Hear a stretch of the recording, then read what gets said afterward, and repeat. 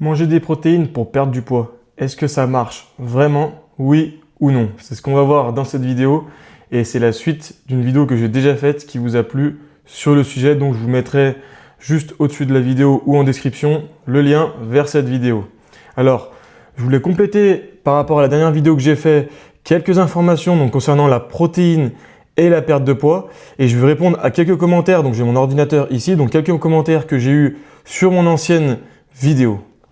Alors, à savoir que les protéines pour perdre du poids, c'est essentiel parce que ça vous permettra d'avoir une satiété beaucoup plus rapidement et ça vous permettra de construire du muscle ainsi que de préserver votre masse musculaire. Donc, en perte de poids, c'est vraiment essentiel, comme on a vu la dernière fois justement dans cette vidéo.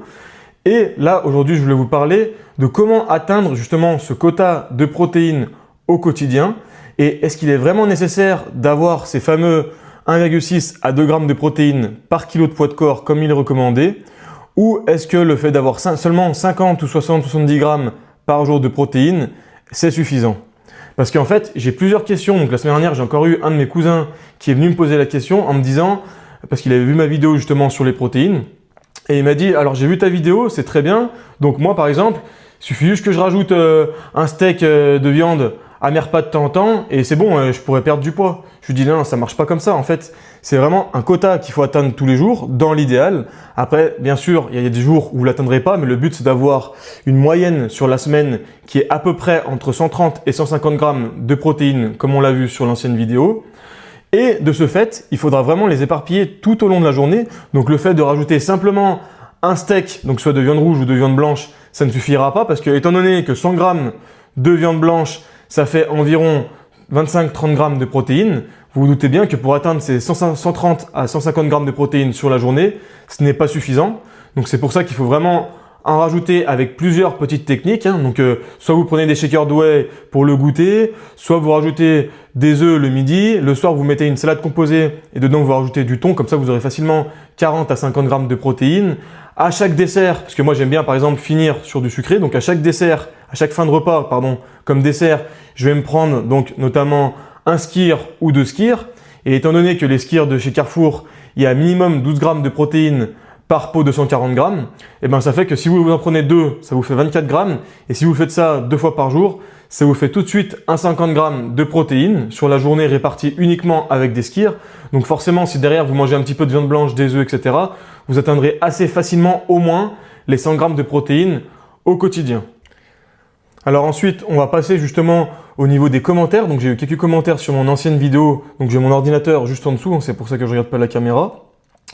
Alors il y en a plusieurs personnes justement qui étaient assez contentes du format que je faisais sous forme de 10 minutes parce que le but c'est d'expliquer de manière simple et efficace et pas de passer une demi-heure sur une vidéo pour vous expliquer des sujets assez simples. Et là donc j'ai eu un commentaire aussi qui concernait justement les œufs qui demandait combien il y avait de grammes de protéines par œuf. À savoir qu'en général, il y a 6 à 7 grammes de protéines par œuf. Donc, c'est quand même plutôt bien d'en manger 3 à 4 si vous avez une faim quand même assez conséquente à chaque repas que vous prenez des œufs.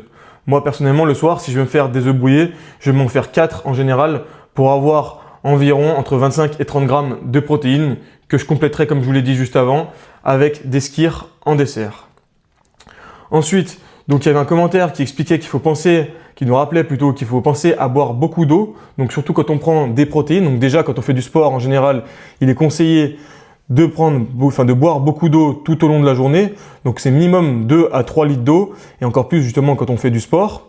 Et quand vous prenez des protéines, pareil, pour aider vos reins justement, pour faciliter le travail de vos reins, n'hésitez pas à boire beaucoup d'eau. Ça vous permettra de garder votre corps hydraté et ça permettra également à vos reins de bien fonctionner sans s'abîmer. Ensuite, qu'est-ce qu'il y avait? Donc, il y a une personne qui c'était plutôt pas mal, qui expliquait justement les 50 grammes de protéines, comment on pouvait avoir ces 50 grammes de protéines.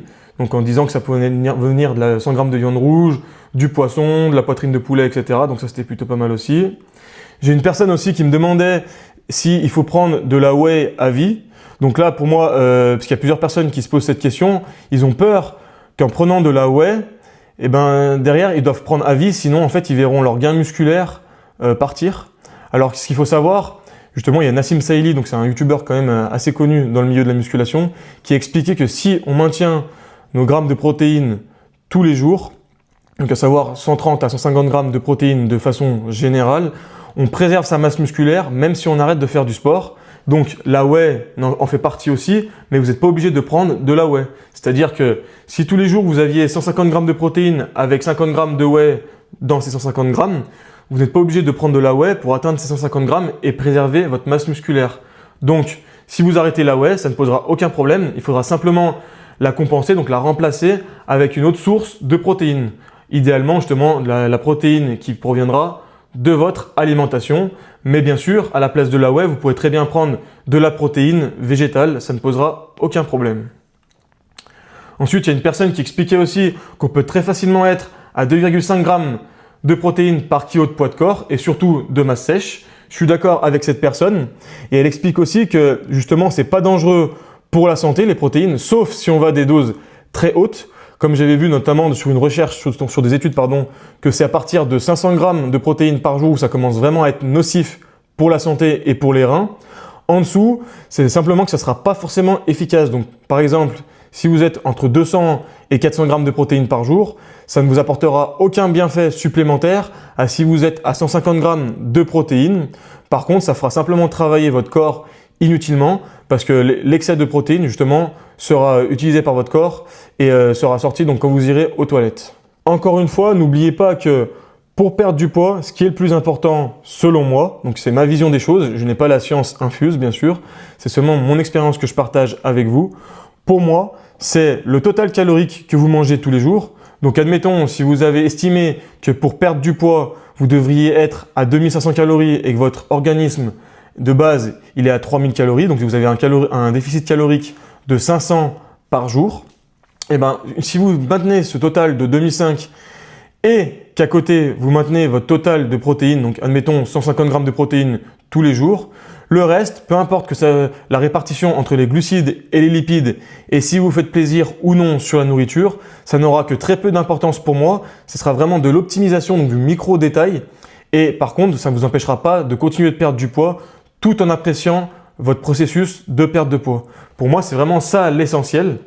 Et c'est pour ça qu'aussi à côté, je recommande également de faire le jeûne intermittent en général, parce que ça vous permettra de vous faire plaisir plus facilement sur 3 repas. Et à chaque fois, vous ne prenez pas la tête. Vous visez 50 grammes de protéines le midi, 50 grammes l'après-midi et 50 grammes le soir. Comme ça, vous avez votre total de protéines à 150 grammes tous les jours.